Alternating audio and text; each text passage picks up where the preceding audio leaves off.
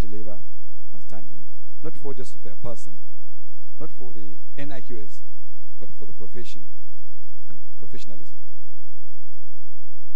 So it's an important evening for us, and I know quite a number of you came with their members of the family. What that means is that as they're supporting you here, they will continue to support you in remaining upright as professional quantity surveyors. So you are welcome, and we're going to be here with you after the induction, or through to the induction. We're going to celebrate with you this gargantuous feat of being full members of the NIQS. You should be honored that the person to talk to this evening is no other than the Director General of National Orientation Agency, who has the ominous task of putting our minds and thoughts and our actions on the right path. So you're going to take a lot away from you, apart from all the work you went through, from the induction, lectures and exercise, which was managed by my young friend here, the guy who's still growing tall, Debo. You are also honored by the presence of a member of the Board of Trustees, our past presidents here, and our foreign colleagues who came all the way to witness your induction as members of the profession. We have only 167 to be inducted today. This in addition to our previous exercise in Port Harcourt. But I must commend that you are patient enough to sit down in an orderly manner, which is far from our previous experiences during inductions. So I commend you all, and I hope this will now continue in our manners and our approach to issues as we go ahead in our journey. As the chairman, I will also take the opportunity to exercise one function as the president of the board. There has been anxiety on people wanting to go for an interview for registration tomorrow. There's no rush. The induction of the board for registered quantity surveyors will be in March, not December. So all of you will have the time and chance to apply neatly, nicely, correctly, and by February we'll call for the interviews so that everybody who is here or who is not even here will now quietly, nicely go and qualify. So with the permission of Madam, I'm passing this information to you so that there will be no anxiety about rushing to submit any forms tomorrow. We're going to make it as easy as possible for you. And so enjoy your dinner. Don't get choked because you are rushing to get forms out tomorrow. Distinguished colleagues, I welcome you all. Madam President, you have done well. Thank you.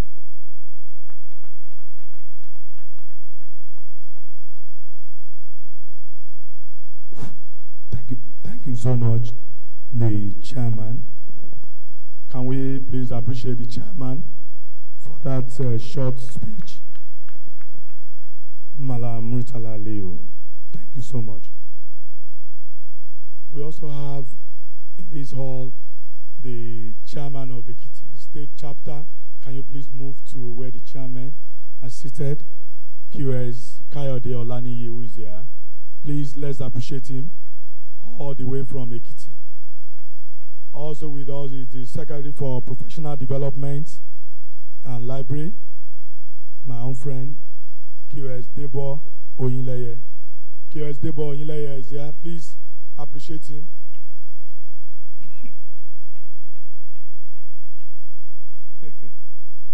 Thank you. Moving on quickly, can we have the welcome address by the President of the Institute, I'm talking about no other person than QS Mercy Tokwase Iyote. Ladies and gentlemen, please make welcome to the President, Mrs. Iyote. If you don't improve on the round of applause, I'm going to sit. I'm going back to sit down. Because I noticed that you are very mean with your applause this evening. And you only applauded when the president of the board said you collect your certificates in February. You are looking for certificates. You are going to collect one today. You should be very happy with yourselves. You struggled to get to this position, to this point, and therefore, yes, this is better. Thank you very much.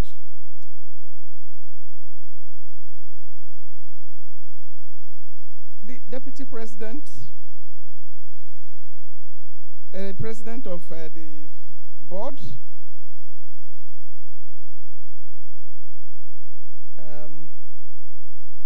past presidents, our distinguished guests from distinguished speaker, our distinguished guests from Ghana and Kenya, Chairman of Fellows Forum, Speaker of the Katsina State House, council members, member of the BOT here present, council members here present, board members here present, chapter chairmen here present, fellows in our midst, distinguished colleagues, distinguished inductees. On behalf of the National Executive Council, I want to welcome you all to this induction ceremony. I recognize and appreciate all the people on the high table and those on the low table. I want to congratulate the inductees. This is a very special day for them. I remember when I had my own induction. I won't tell you when. I don't want you to guess how my age. But I can disclose something to you. In the 80s was when I was inducted. And I was very excited, just like I can see a few of you. Many of you, I'm seeing you with gloomy faces, but I hope by the time you collect your certificates, your faces will brighten up. It's a thing of joy to collect a certificate that qualifies you as a professional. And that's the purpose of this event, to induct you into the corporate membership grade of the Nigerian Institute of Quantity Surveyors. Now, after you are inducted, you will be qualified to use the suffix MNIQS. And like the president said, it's a journey. You have to pass your TPC, pass your PCI, and have 60 CPD points for straight route. For the experienced route, you require up to 100 CPD points. And you must be financially up to date. Today, you've met all these requirements. For some, it was easy. For others, not so easy. But the good thing is that finally you are here and you are going to go away with your certificates. By collecting these certificates today, you are sending out a message to the whole world. And messages, not one message, but entering a new phase of your professional life. It's about professional credibility. It's about attaining a certain level of expertise in your profession.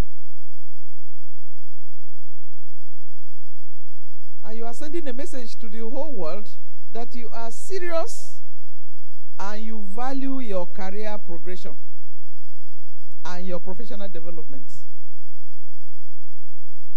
Consequently, you will be accorded professional recognition from today. You will be expected to be ambassadors of the Institute. You will also enjoy the benefits that go with being a member. The caveat is this: you will also be subjected to all disciplinary measures that are outlined in the Constitution. So beware. Be cautious, be careful with your life. I want to plead with you that after you collect these certificates, please don't go and lock it up. Lock it away somewhere and forget about it. And start doing some other things, trading or something. You can trade, but that certificate is very important. You must participate in your various chapter, your state chapter activities, national body activities. You must pay your annual dues to be able to sustain the institute. We are not a business organization. We depend on dues from members. You have to continue to acquire knowledge for yourself. Keep developing yourself. You set goals for yourself, whether it's on a daily basis, on a monthly basis, on a yearly basis. Goals are very important. They guide you. And you have to work hard to achieve these goals that you've set for yourself. For those of you who will aim for success, please know and remember that there's no overnight success. It's hard work. You have to work hard.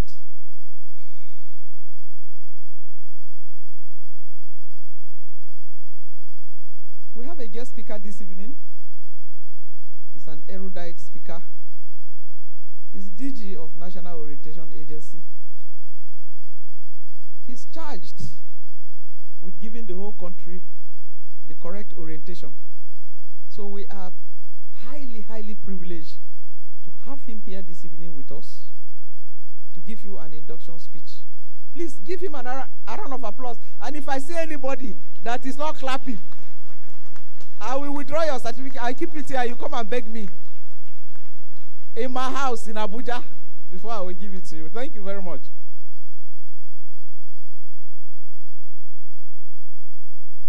He will take you through what is expected of your ethical conduct after today. I want to also seize this opportunity to wish you success in life as you collect your certificates today.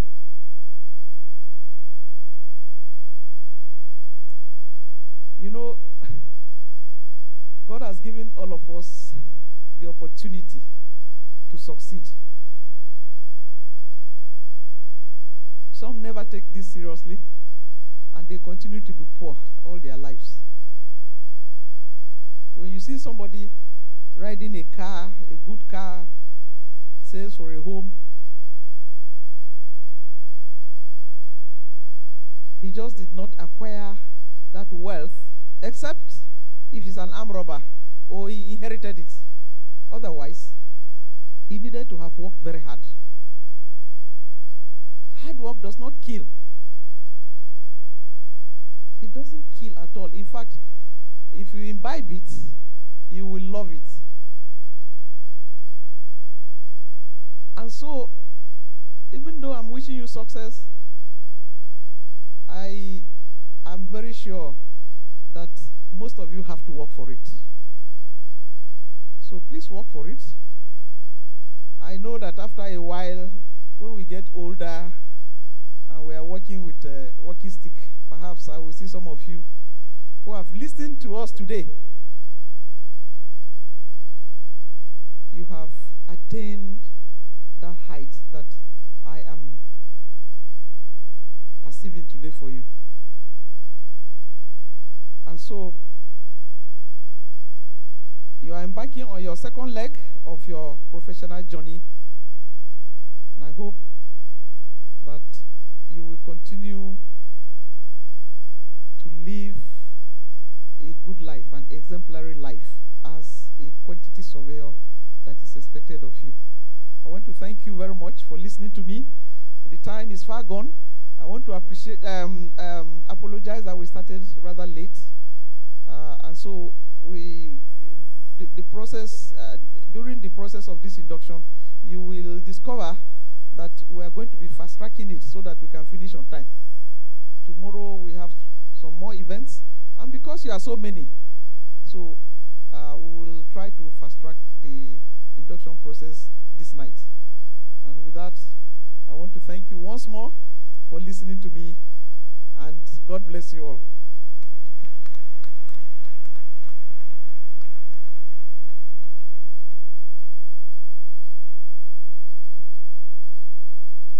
Thank you so much. That applause was not good enough. She has won you before. I hope you want to collect your certificate. Thank you so much, Madam President. We are moving fast because of time. We also have with us some other chairmen of chapters who are here. The chairman of Gombe is here. My friend QS Salisu, are you here? Please wave.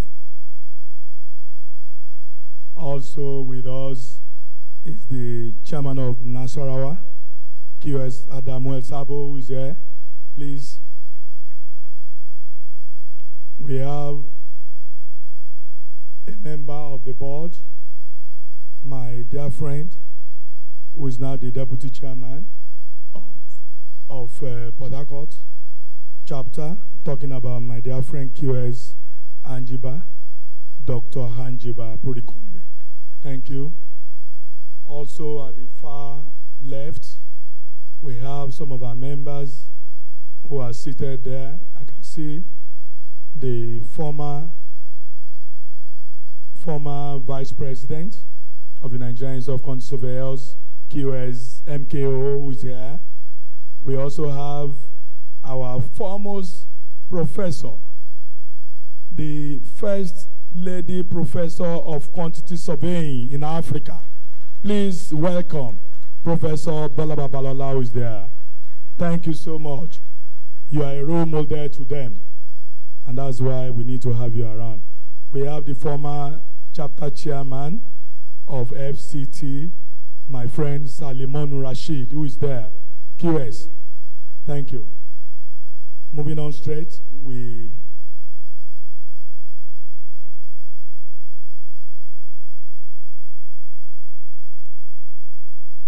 will have the lecture, but before then, can we have some soft music so as to break it down a bit while we're preparing for the lecture? Or before then, let me call my friend. Please, let's welcome my friend, the comedian who is there. Idoko, can you please come? Let's appreciate him for just 5 minutes to entertain us. How are you? Please come. All right. Good evening, Your Excellencies, distinguished guests, ladies and gentlemen.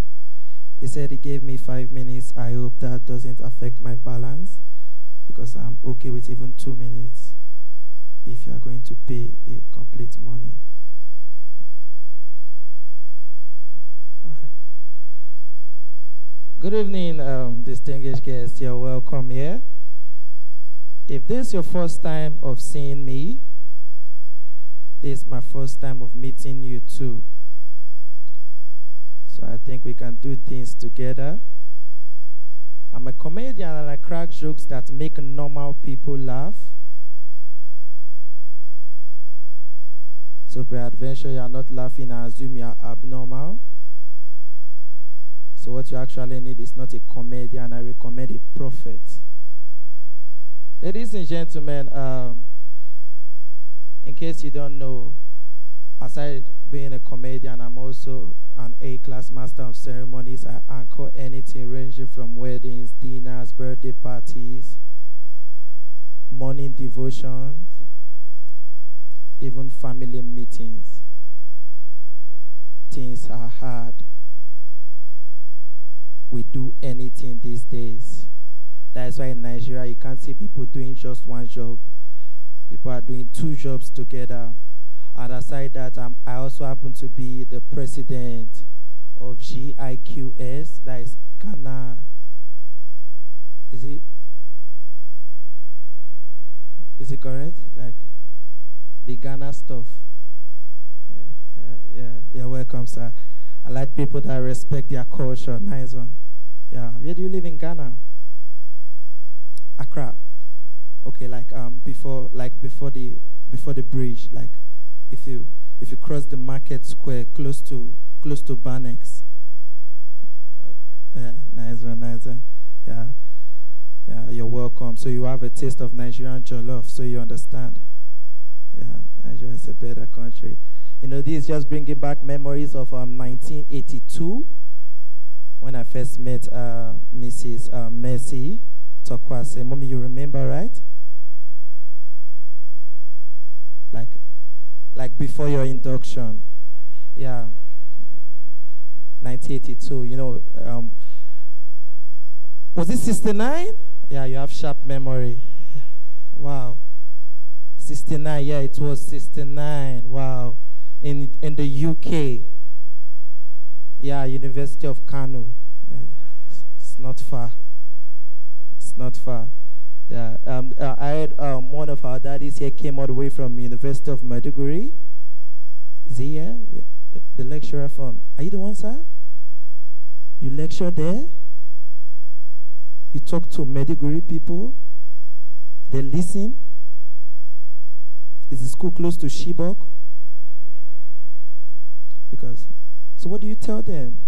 Do you fail people? Wow, it's going to be difficult. You see students coming with their own bombs to write exams. Wow. Please jam those hands together for them. It's not easy. Yeah, jam those hands together. You know, if I didn't walk up to you, I'm sorry. I usually work with people I'm sure of their income. Okay, yeah, the chairman, I greet you, sir. Yes, no, I can't do that. Do you by any means have any property you are not using? So, you have a hotel. Yeah, we'll talk about that later. You know, things are hard. If things were not hard, I don't know what will affect the normal price of poison. You know, in the previous administration, poison used to be sold for 80 naira. Am I right? 3 days ago, I went to inquire about the price of poison, normal premium poison, normal poison. I shocked when the girl told me, say poison is now 9,200. You can't kill yourself anymore. Suicide rope, 1 year, this is how we used to measure it. 20 naira before, but now, suicide rope, normal suicide rope, I was told it's now sold at 1,800 for 1 yard. And to kill yourself, you need at least 8 yards. Things are so hard. Gone are the days where you look at a man and conclude that he's a big man from how big his stomach is. Ladies, be careful. It's not everyone you see with a big stomach these days that has money. It could be fibroid. Some people you see with big stomach these days, some of them, they mash poison. Some community guys swear for them. Be careful. Things are hard. If things were not hard, I don't know why two officers now, 2 police in Guagalada, 2 police, they share 1 gun.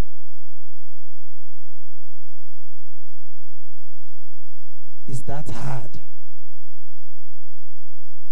Senator of the Federal Republic of Nigeria, senator, they play Naira bet. Wow. It's so hard, it even affected God. How many of you know Amadua? Raise your hand if you know Amadua in Nigerian movies. Wave now. Be serious. Wave. You are playing with your certificates now. Amadua. Do you know, 3 days ago I saw Amadua. God. Mom, do you know Amadua?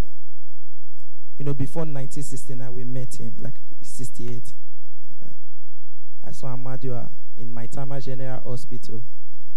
The fist drip on your hand. I was shocked when he told me, say, Amadua get ulcer. Things are difficult these days.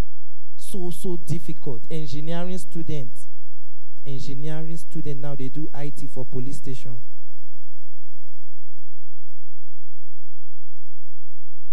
You ask me how. Things are hard. Just last week here, they rent one part of police station, give church.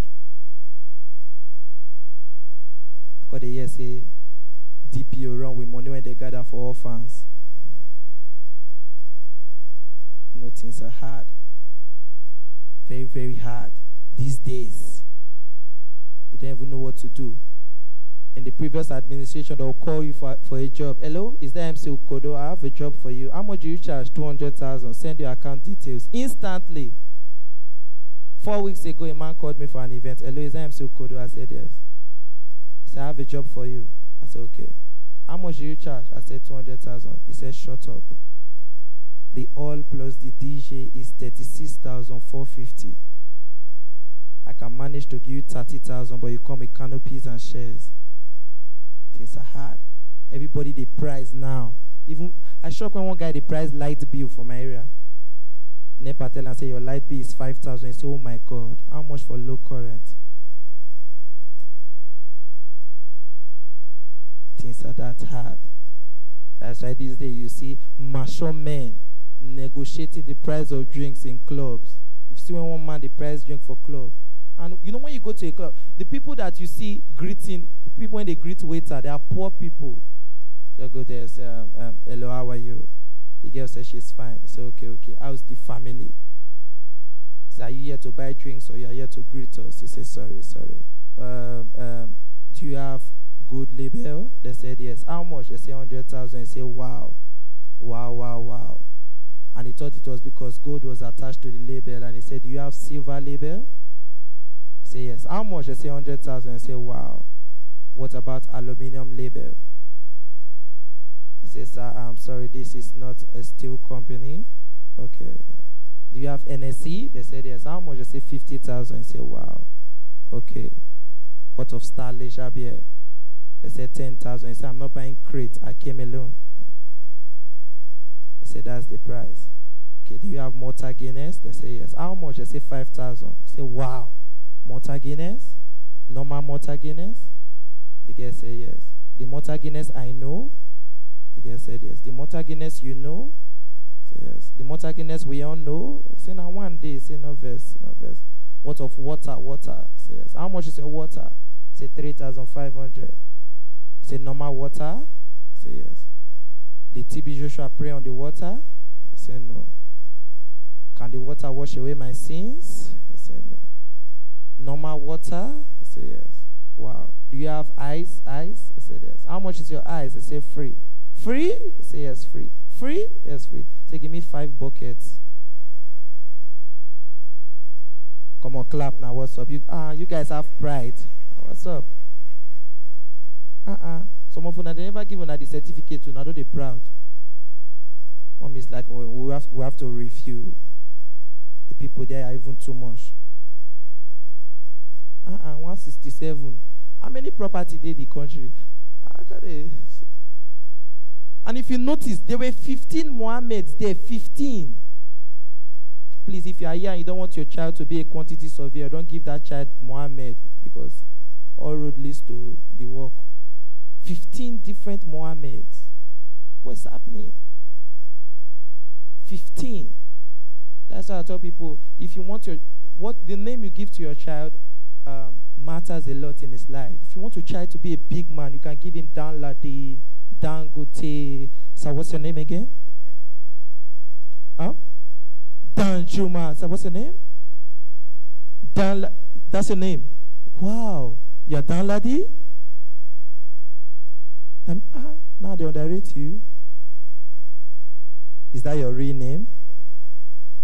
Do you have any dollars there for verification? Like you have dollars? Yeah. Live. Bring it. No, I want to crack a joke with it. I'll give you back. So what's your name, sir? You are Danladi too? Double Danladi? From year to year, billionaires. Wow. So what's your name? Don't spoil it. Don't spoil it. So what's your name, sir? No. So what's your name? No, yeah. Let me continue. Like, okay, mommy, I know your name. Yeah. Mommy, not lying. I just balance it. We already know you. You understand? That's why even these days, you see beggars diversify because things are hard. You have to be creative. You can't beg the normal way. If you beg with English, nobody is going to give you ears. You just have to be creative. Educated people are begging now.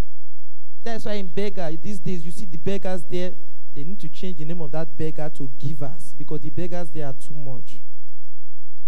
Nowadays, they beg with French. So it will look like they came from somewhere. Meanwhile, they are Nigerians. A guy approached me 2 weeks ago, stopped me, said, Bonjour, je m'appelle Patrick, mommy Mozambique, daddy Cameroon, small brother Cameroon, things hard. Me come to Abuja to beg for money for small brother. I respond back, Bonjour too. Je m'appelle MC Ukodo. Mommy Burundi. Daddy Kampala. Small brother Bonu. Bomb. Boah. All of them die. Me see you, me like you. The guy say your condition was past my own. Help me. Thank you very much. Thank you so much. Thank you, MC Kodo. Thank you so much.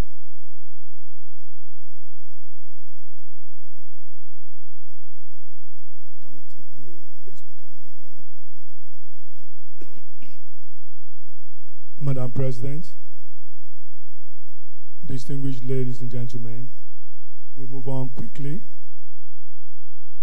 by calling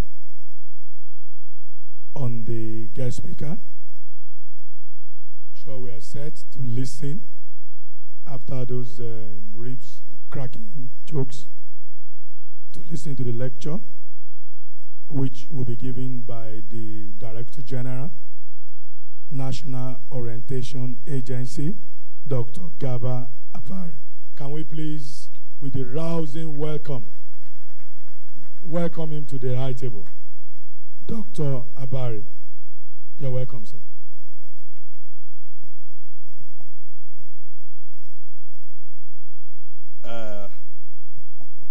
The tradition from where I come, we have a very slim protocol.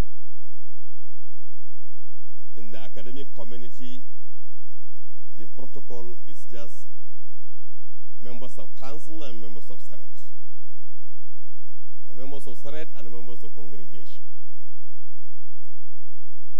And that has been the tradition I have known all through until very recently. But I would want to crave your indulgence to allow me to skip all the elaborate protocols and recognize the chairman of the board, Madam President, past presidents of the NIQS, our visiting international members of the association from Kenya and from Ghana, distinguished inductees and their families, ladies and gentlemen. It gives me a great pleasure to stand before you this evening to speak on a topic that was assigned to me by the organizers of this event. But having thought through it a bit, I decided to tinker with the topic in its original form. Ethical challenges, I call it, and professionalism.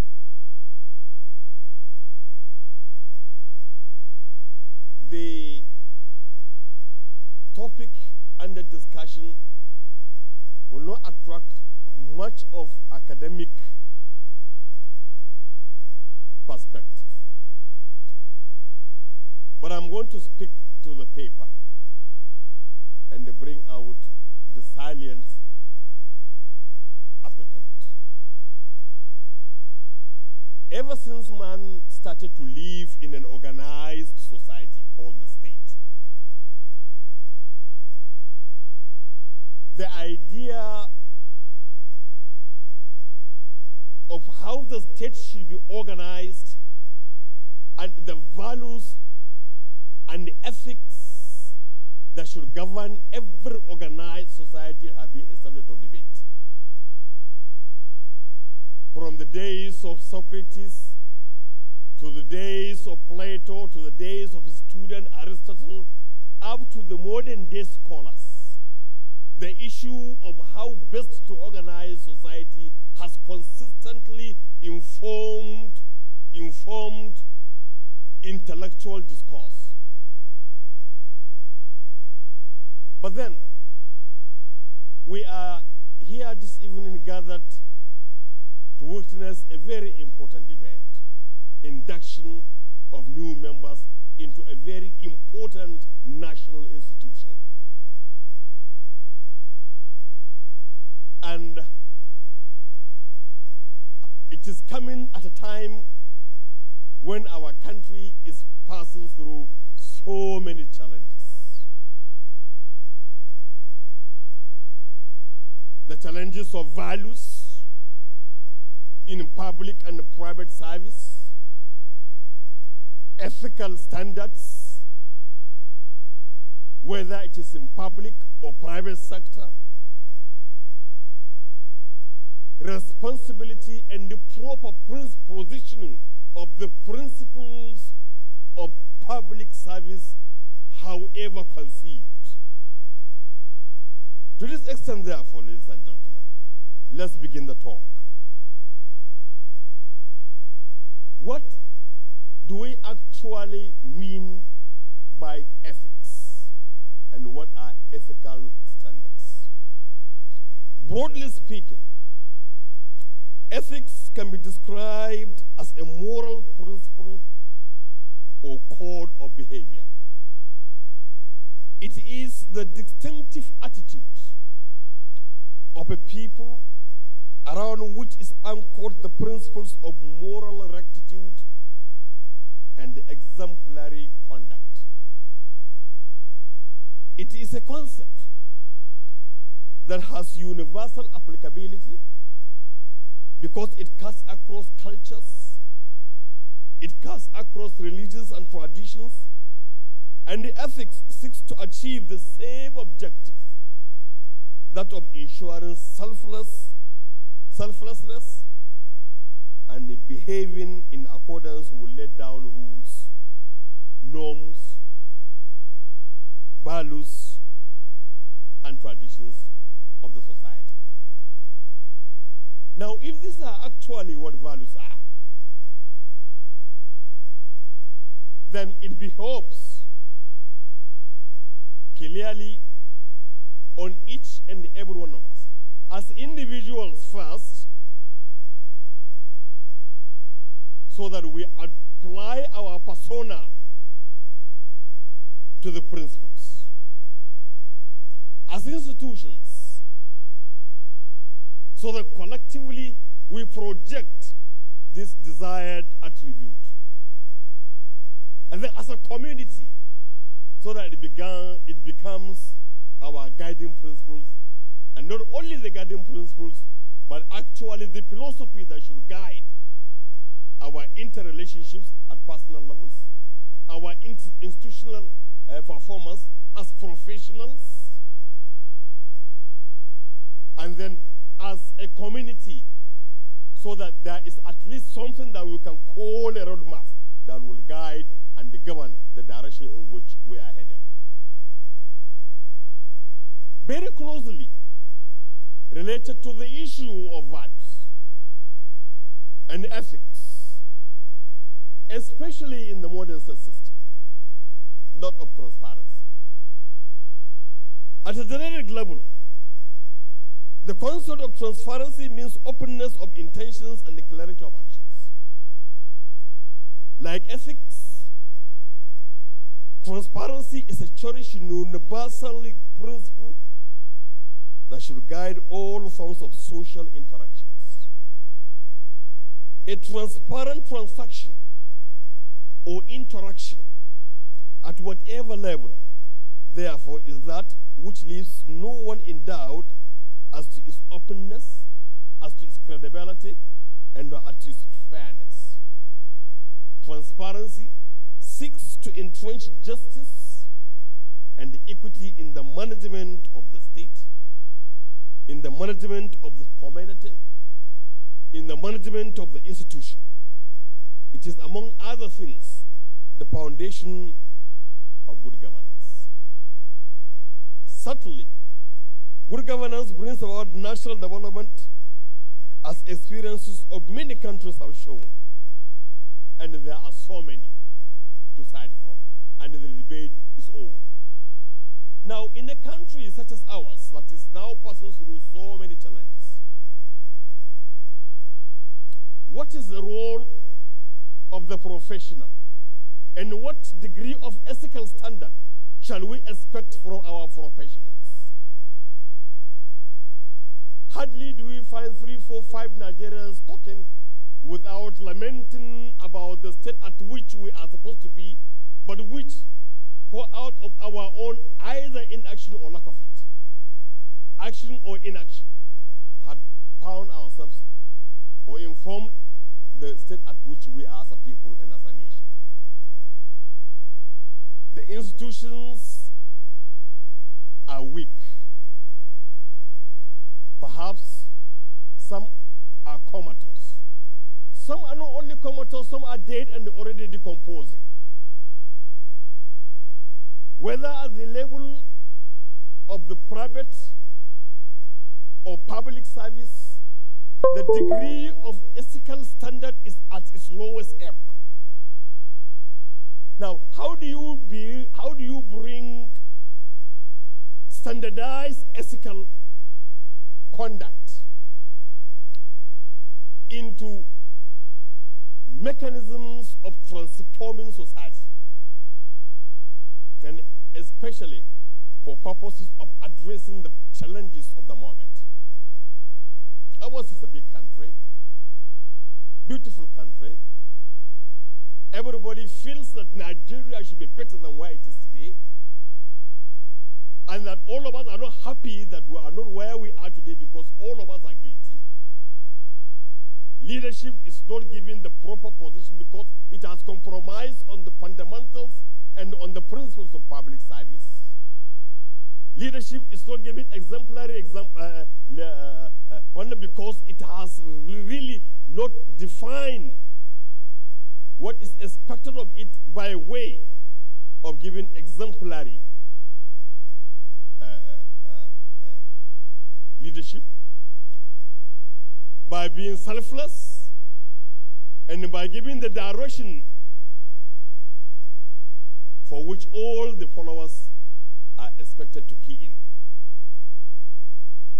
Now, having said that, you begin to ask, we as professionals that are being inducted today, professionals that have been inducted in the past, professionals that are going to be inducted in the future, what role is there in professional excellence? Can there be professional excellence without the requisite level of ethical standard? Can there be professional excellence without the requisite level of values? Can there be professional excellence without the broad principles that should direct the affairs of state so that the larger objective of development, social harmony, peaceful coexistence, integrity in service can all come to bear? It is therefore, against this background, that we feel the need and a compelling need to remind those that are being inducted today and those that will be inducted in the future, and those that have already been inducted, that we have a very huge challenge as a people, as individuals, as a nation. A nation does not become great except with the level of greatness expected or the level of greatness imputed by its citizens. And to this extent, I will remind that our country's 1999 Constitution, Section 2, subsection 23, defines what should be our national core values. National core values.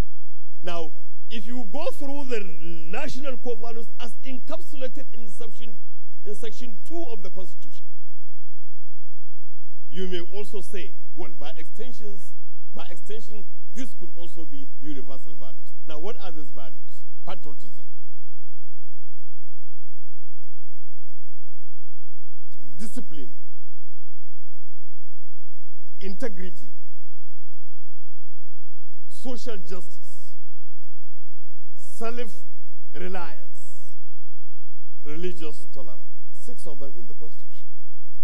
Not many of us are aware that Nigeria has these core values enshrined in the Constitution. Now, if these are the core values, and each one of us is expected to actually abide by these values, the values of patriotism, love for nation, the values of discipline, the values of integrity, then definitely we would not have need for organizations like the EFCC, like the ICPC, because the labor of our heroes past, let's say, should not be in vain. But then to the concluding part of the second stanza of the national anthem, which is a prayer and a wish. All of this, why do we want not the leaders of the labor of the heroes past not to be in vain? So that at the end of the day, we shall build a country where peace and justice reign. Therefore, it is a clarion call on every citizen. It's a clarion call on group of citizens. It's a clarion call on institutions.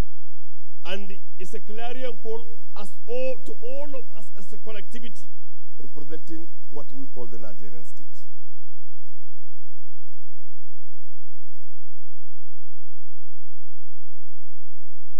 It is imperative that those who are entrusted with the custody, with application and the management of public resources exhibit high ethical behavior, openness in conduct, accountability and integrity in managing the affairs of men. Then, only then, will the state be considered as a moral institution and can justify its existence. I am still coming back to the responsibility of the professional. And why is it actually, why are we concerned about the professional? The professional is somebody who professes a profession. One who professes a profession, meaning one who has chosen deliberately to excel in a given endeavor. That is a professional. So a quantity surveyor is a professional. To the extent in which the quantity surveyor is a professional, to that extent do we expect that there will be harmony in the value chain and in fact the entire gamut of all those that have a common thread that binds them. The engineer, the builder, the contractor, the supplier, the property owner, all of these are expected to actually adopt a process of openness so that highest ethical standards are being manifested. But the more it is opaque, the more you cut corners. The more you cut corners, the more the other person also begins to cut corners. The more the other person also begins to cut corners. The next thing, it becomes a culture. A culture of it pays to cut corners, and therefore the ethics of the profession is being undermined. If it is being undermined, it no longer is a profession. It is only a meal ticket. Now, to the extent that you do not actually jealously guide the code of conduct that should govern the profession, to that same extent you reduce its essence and its values. And when the values are reduced, the values is only not that of the professional that is reduced, but also the practitioner himself. So there is actually a common thread that binds or that passes through all the entire gamut. This quantity surveyor has a historic responsibility, a duty to actually guide this profession, because there is already an established code of ethics. Don't you have? There is an established code of ethics. This established code of ethics is supposed to anchor into our national core values. Supposed to anchor into our national core values. And these national core values, therefore, will have to exist side by side with the code of ethics of the profession, and then together they go in the direction that will inform or will lead to the development of a very progressive, harmonious social order. What is the situation of the country today? And why is it imperative that we should begin to have a second look at our values? That the country is a far cry from what it should be is not something that is debatable.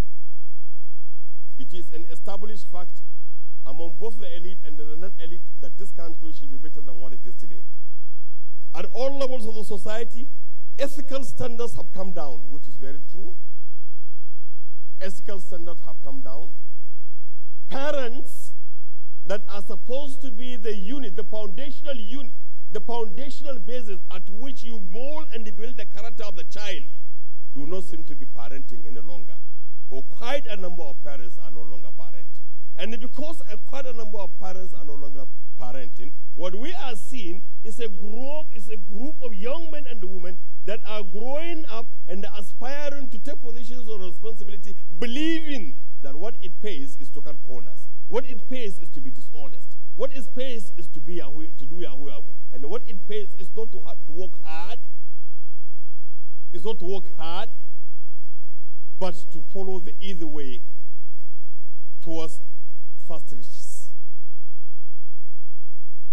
Indiscretion at all levels of the society, ethical standards have come down, openness in the conduct of public affairs is lacking, and the principle of accountability has been jettisoned.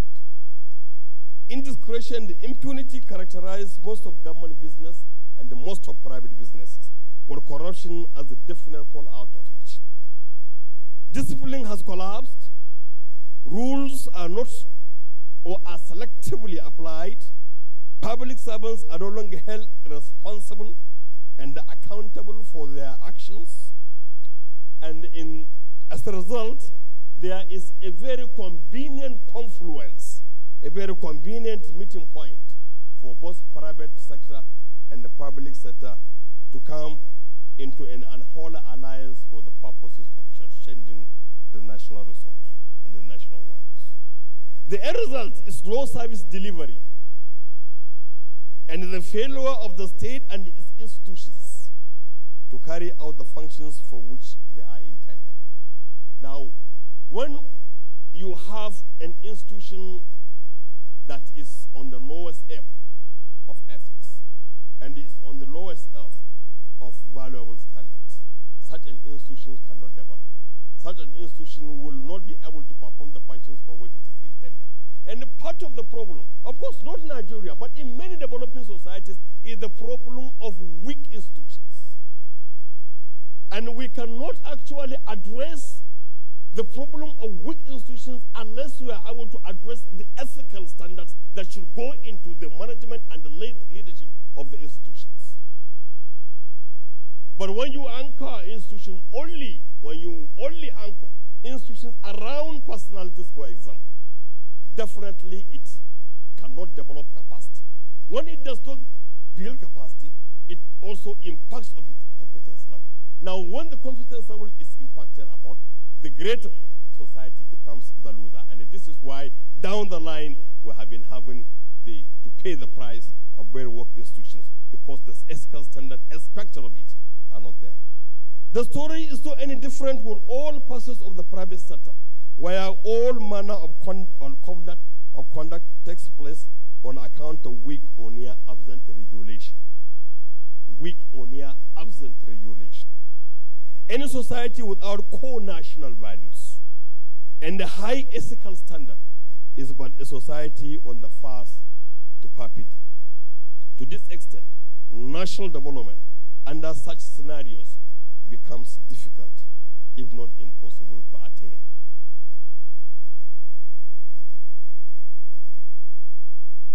And of course, we have a very interesting scenario about our country. Seated before me here, I can see, an array of very young men and women, and some not so young. But it depicts the reality of our country. It depicts the reality of our country. We have a country of 180 million people and still counting, depending on which of the statistics you would want to use. Of this number, nearly 70% of it is below the age of 35. And it is in this number that it is in this category, this large chunk of the demography, 70% of the demography, that is below the age of 35, which is also the one that is being seen with the highest level of ethical challenge. So what do we do to ensure that this significant percentage of our national demography is being addressed in such a way that the requisite level of ethics and values are inculcated? Because this large number can be a curse, it can be a resource. There is the need, therefore, to factor them as a national priority area. National priority attention must be given to this category of people, because they are the ones that are susceptible to all manner of cultural, traditional, and ethical influences. Below the age of 35, active, enthusiastic, busy on the smartphone, on Twitter, on Facebook, on To-Go, on WhatsApp, on. And in all of this, Because of this era of simultaneity in which we all live, this significant percentage of our population is being influenced by all manner of information, all manner of cultural nuances and the traditions and the new ways of thinking and the new ways of doing things, devoid of the realities of our times, devoid of our own reality as a people. And that is why all of us, individually and collectively, have a reason to have a second look at the need to build our institutions of state. We cannot build institutions of state unless we are able to have the highest standard of ethics, honesty in the discharge of functions, honesty in the practice of the profession, integrity in the conduct privately and openly, and at the same time, fairness in the discharge of the responsibility so that everybody is being treated with the cards laid up on the table, placed up for discussion. To the extent that we do not address the problems of ethics, which has become the bane of our society today, to the extent that we are not able to address the problems of dwindling values, which have become the bane of our society today, to that same extent shall we continue to gnash our teeth and continue to live in anguish and in anger. But this is actually a challenge to all of us here today, not only as inductees, but those are, but members of the family, because we have a responsibility. We have a responsibility at the family level. We have a responsibility at the school level. We have the responsibility at the community level. We have a responsibility on the streets. We have the responsibility at the professional level, because this is where it matters most. Where the tradition, where the profession is not anchored, practice, done according to what is expected, what they call global best practices. To that some extent, we will not be able to build institutions. And when institutions are not built, the country becomes a loser. And when the country becomes a loser, all our dreams for greatness will come to naught. It shall be well with our country. It shall be well with all of us. I want to thank you all once again for giving me this opportunity.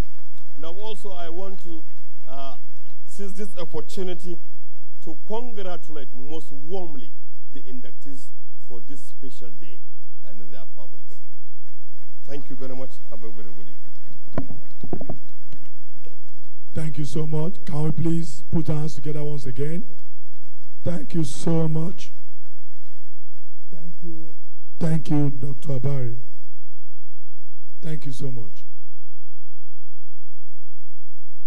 I'm sure the inductees, we've taken our notes, because this kind of lecture, you keep it by yourself. They will be useful to you as you go on in life. Thank you so much. Moving on quickly, I'm sure dinner is set. If I have the go-ahead, Madam President, can we confirm? The ushers, please, can somebody talk to me? Are we ready?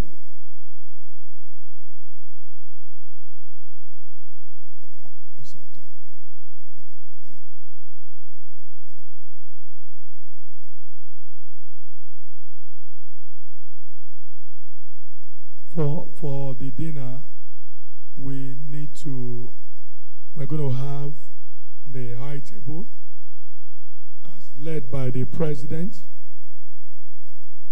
to go for dinner first, to be joined by the fellows of the institute and all the chairmen of chapters in that tour, after which we will, the rest of us, particularly the inductees and the guests, will be directed as to when they will go for dinner.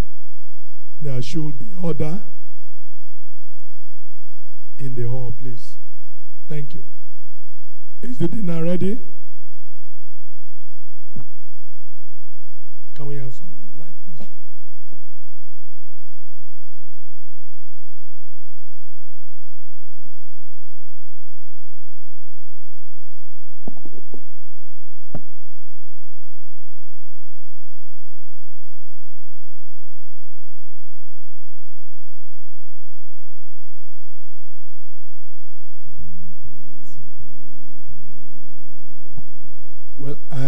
understand that dinner is ready.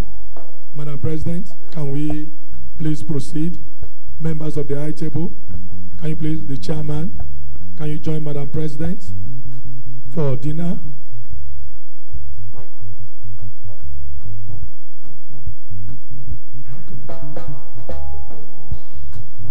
The fellows of the institute, chairman of chapters, please, you can join them as they go.